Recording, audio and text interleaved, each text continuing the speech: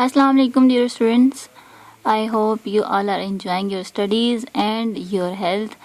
अपनी सेहत का बहुत ज़्यादा ख्याल रखें क्योंकि टाइम वो जो वेदर है वो चेंज हो रहा है और सबको बुखार हो रहा है और ये रीज़न है कि सीज़न जो है बहुत तेज़ी से चेंज हो रहा है और आपके एग्ज़ाम्स भी आने वाले हैं। तो आज हम एक नेक्स्ट अप्रोच पढ़ेंगे जो कि एनालिटिकल और रेफरेशनल अप्रोच है। अब ये कंपैरिजन है दोनों अप्रोचेस का, एक एनालिटिकल है और सेकंड जो है वो रेफरेंशियल है। तो एनालिटिकल अप्रोच के हक में कौन है, सशर हैं, और रेफरेंशियल के हक में कौन है, ब्लूमफील्ड। अब इन दोनों का हम कंपैरिजन पढ़ेंगे। आपने अपने पास रखनी है, अपना रजिस्टर पास रख लें या कोई भी नोटबुक पास रख लें और जो पॉइंट्स आपको समझ आ रहे हैं पॉइंट वाइज इसको लिखते जाएं ताकि आपको नोट्स बना लें आप पहले से और जब आप इसको रिवाइज करें तो आपके पास मुश्किल ना हो। ध्यान से सुनिएगा। अच्छा, तो सबसे पहले हम देखते हैं कि the traditional approach gave birth to the analytical approach. जो प्रीवियस अप्रोच हमने पढ़ी थी वो थी ट्रेडिशनल अप्रोच, जिसमें हमने ये देखा था कि वर्ड कैसे आइडेंटिफाई होता है और उसका जो कंसेप्ट है वो जो अर्लियर हम कह सकते हैं कि लिंग्विस्ट थे या फिलोसोफर्स थे उन्होंने भी दिया है, जिनमें प्लेटो भी शामिल है और सोक्रेट्स भी शामिल है। तो वो तो चलो थी ट्रेडिशनल अप्रोच। अब उससे जनरेट हुई एनालिटिकल अप्रोच।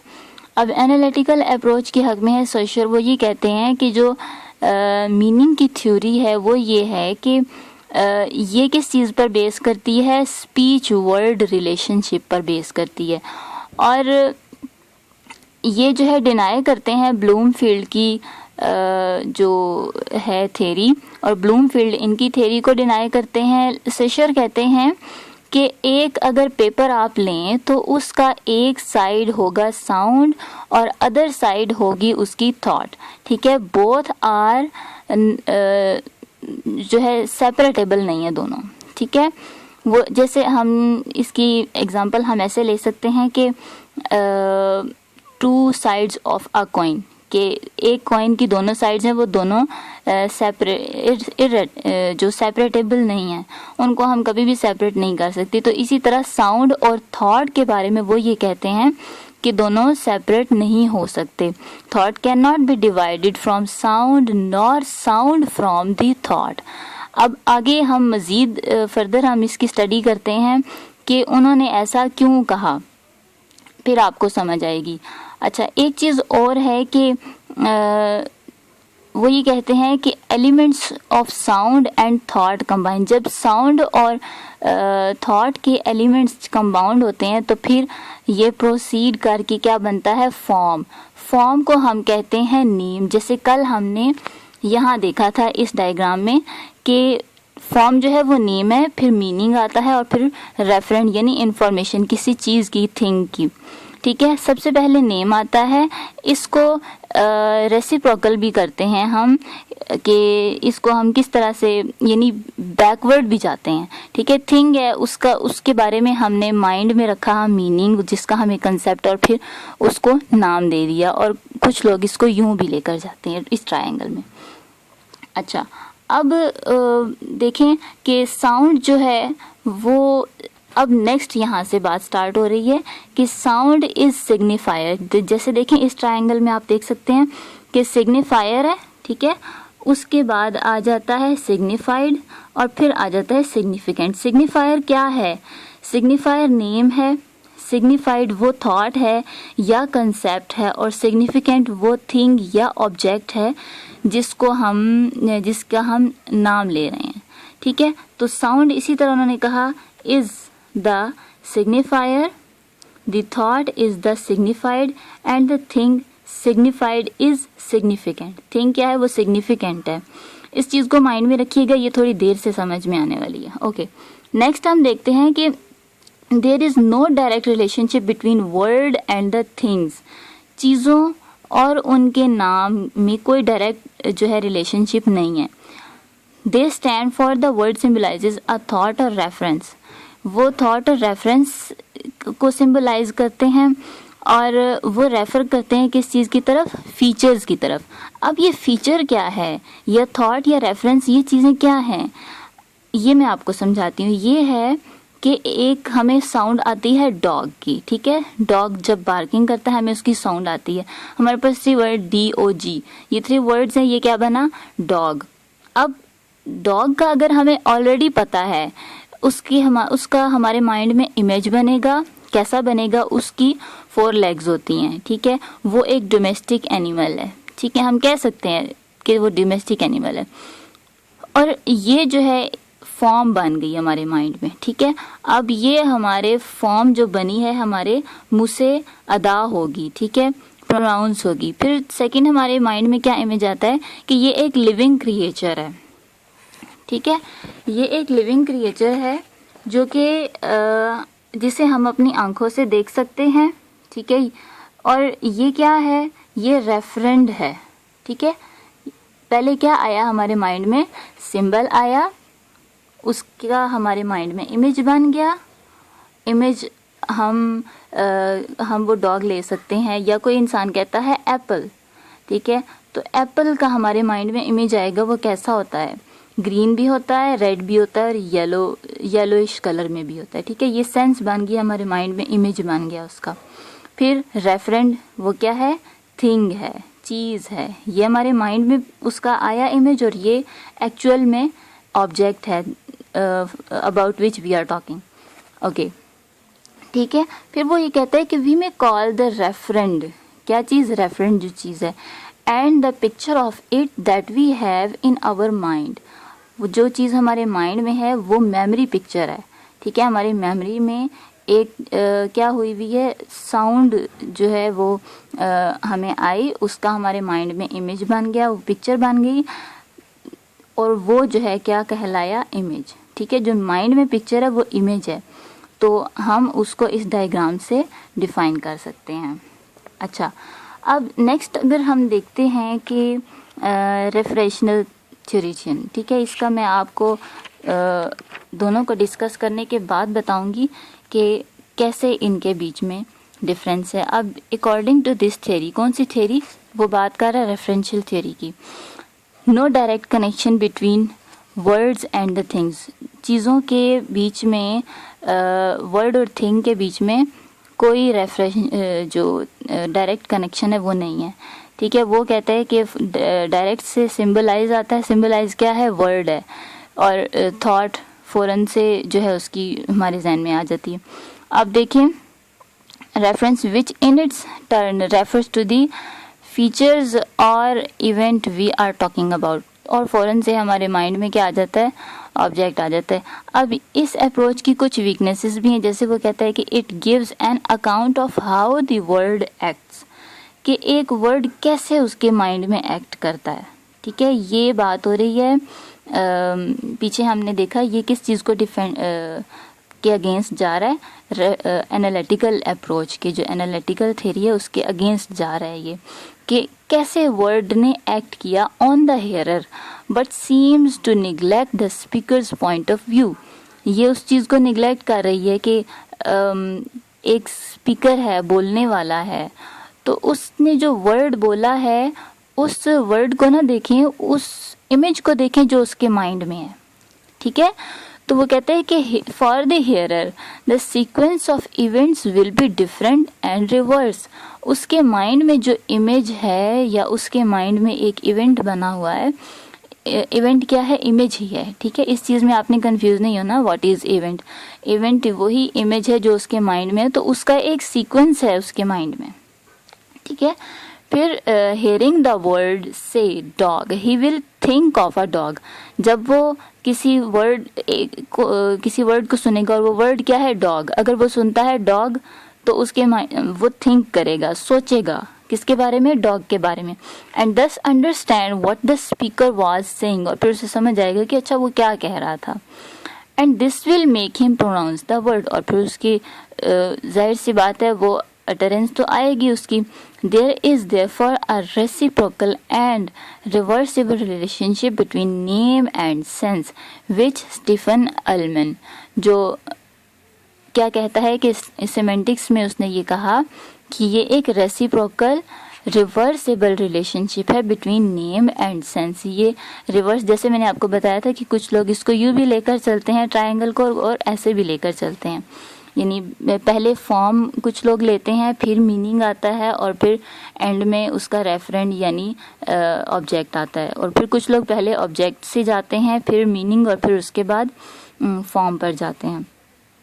अब एनालिटिकल अप्रोच जो है वो ignores this reciprocal and reversible relationship between sound and sense.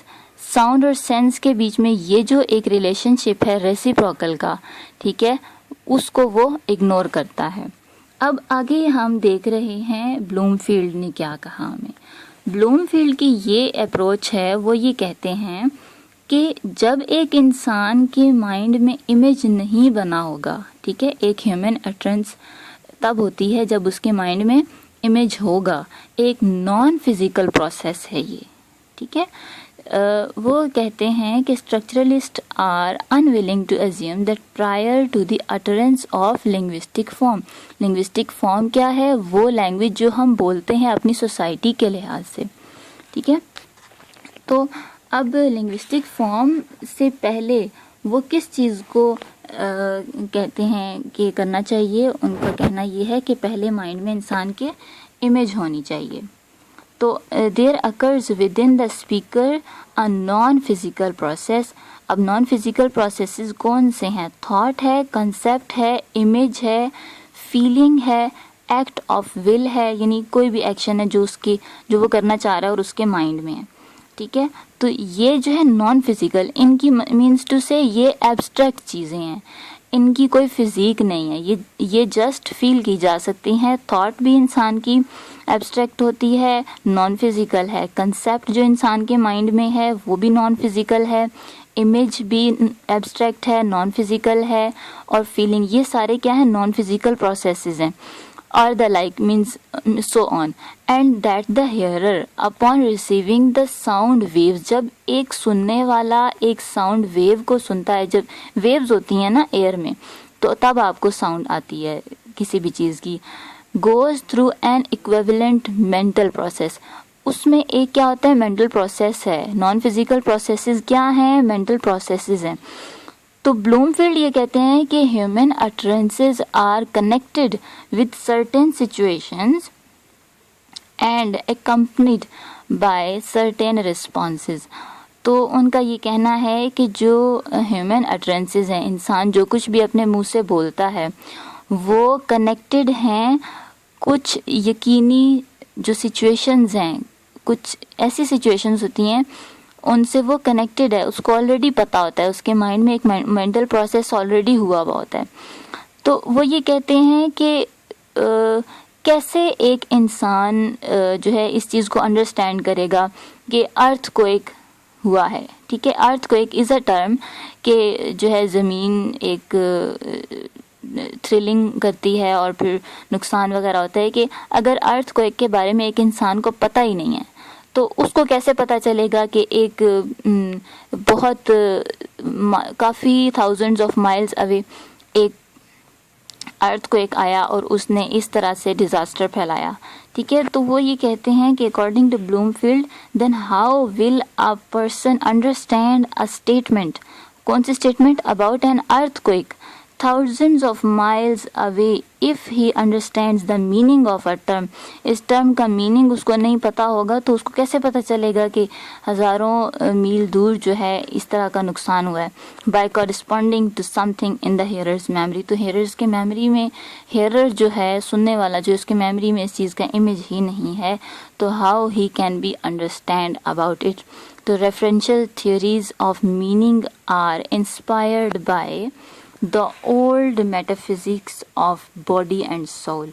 ठीक है, ये मेटाफिजिक्स से कनेक्ट करते हैं कि मेटाफिजिक्स, अब वही बात आ गई नॉन फिजिकल प्रोसेसेस. ठीक है, मेटाफिजिक्स आपने पढ़ा है कि मेटाफिज़िक्स क्या होता है, बियॉन्ड फिज़िक होता है, कि वो साइंसेस की थ्योरी में नहीं आती, वो बॉडी एंड सोल से बिलोंग करती है।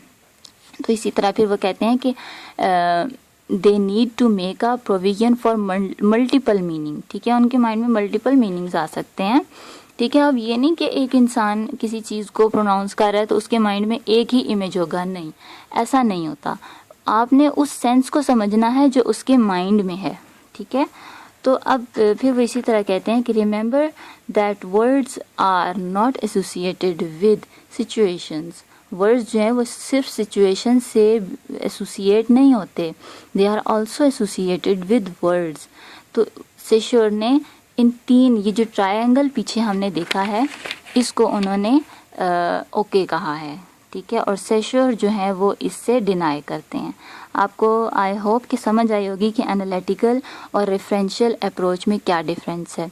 ये एनालिटिकल अप्रोच जो है वो सेश्योर से रिलेटेड है, और रेफरेंशियल जो है वो उसकी थ्योरी किसने पेश की थी, ब्लूमफील्ड ने।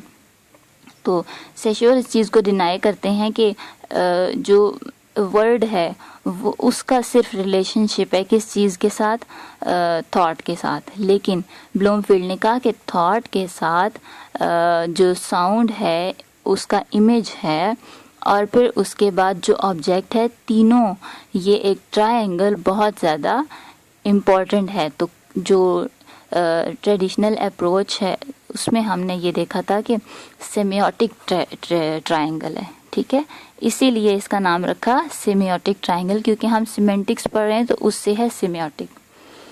तो होप्स हो कि आपको एनालिटिकल रेफरेंशियल जो अप्रोच है, ये जो थ्योरी है दोनों की, सेश्योर और ब्लूमफील्ड की, आपको इसका कंपैरिजन अच्छी तरह से समझ आया होगा। आपको अगर अच्छी तरह समझ आया है तो लाइक कीजिए वीडियो को, सब्सक्राइब कीजिए और शेयर कीजिए। मिलते हैं नेक्स्ट लेक्चर के साथ। और एक और बात लास्ट में ये कि टाइम बहुत ज़्यादा कम है एग्ज़ाम्स में, और जिन स्टूडेंट्स को जो वीडियो चाहिए वो कमेंट बॉक्स में लाजमी कमेंट करके मुझे बता दें, ताकि मैं उसी टॉपिक पर वीडियो अपलोड कर लूँ जिस चीज़ में आपको प्रॉब्लम आ रही है। क्योंकि अभी हम नहीं चल सकते, जो मास्टर्स पार्ट 2 है उसका जो सिलेबस है वो टफ होगा कवर करना। इस वक्त जो भी आपके पास मटेरियल अवेलेबल है उसको लें, उसको समझें। उसमें अगर नहीं आपको समझ आती है तो आप मुझे बताएं, तो मैं आपके लिए वीडियो अपलोड कर लूँगी। Thank you so much. अल्लाह हाफिज़।